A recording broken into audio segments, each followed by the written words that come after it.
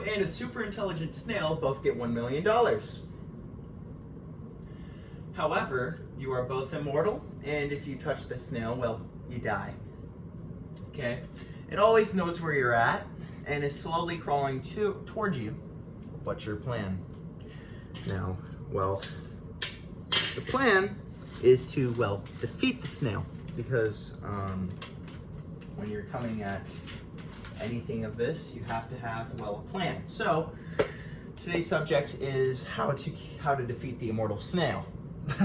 It's a little weird, but I mean, I have taken it to heart, and now I've actually had a train of thought and have a good amount of research on this. Now, as you can see, we have, well, if I can zoom in on that. I can't exactly zoom in, but I can show you guys. We have a plan here. So, first things first, we have an immortal snail.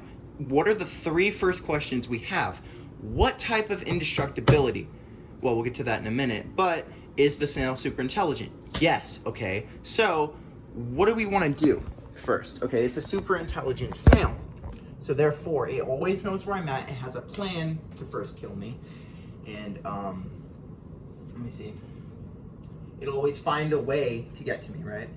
So, we have to spend the $1 million we have to find the snail. Now, there are only 55,400 snails on this planet, at least from what I've seen. So we're gonna double that to prepare for the worst and hope for the best. Abraham Lincoln's quote. So, assuming there's 100,000 snails, we're gonna have to wait. Okay, because the snail population is already going down. If we wait a bit, it should go down a little lower, so it'll make things a little bit easier on us, right?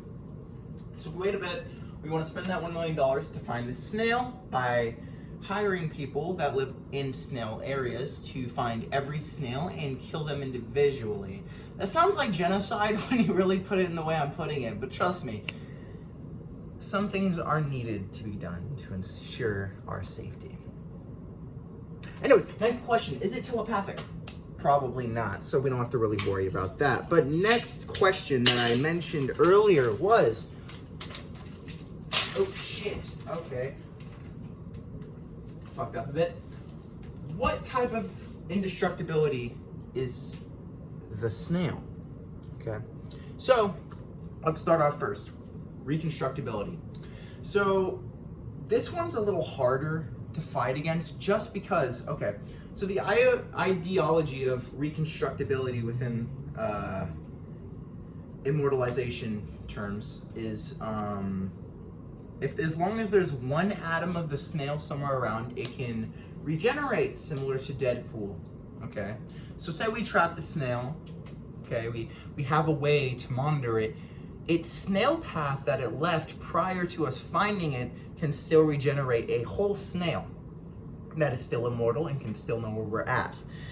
It might want to use this to its advantage, so we'd be in an ultimate chase where I wouldn't be able to enclose it, kill it, and even if I spread it, it would still come for me.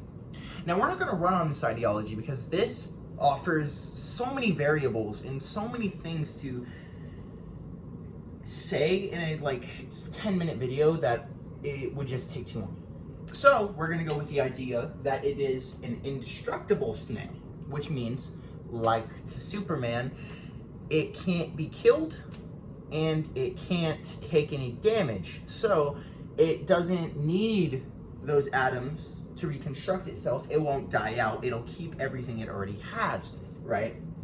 So this means the most logical solution to the snail would be to trap it and put it somewhere where it cannot touch us, nor hurt us for an extended amount of time. Now, with that said, we would think normally of, well, multiple different solutions. You could use concrete to encase the snail, which is what this YouTuber offered, but I have a better solution.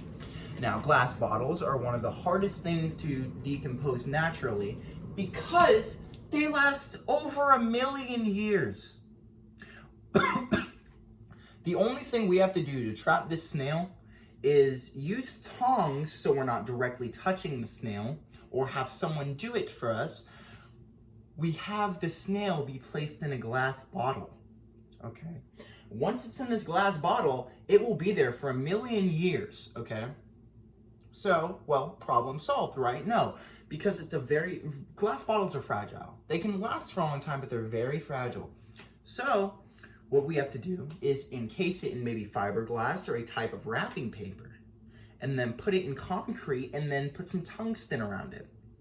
Okay, now this is going to be like a box type shape. So we have a box snail, and we're going to put it in a enclosure or a space where it can be monitored for well, those years I'm spending alive. And if I ever really need to off myself, because immortality, let's face it will get pretty boring after probably 100 years or maybe even 1,000. So I'm probably going to want to off myself with the snail, because, well, immortality, like I just said, is probably boring for the most part.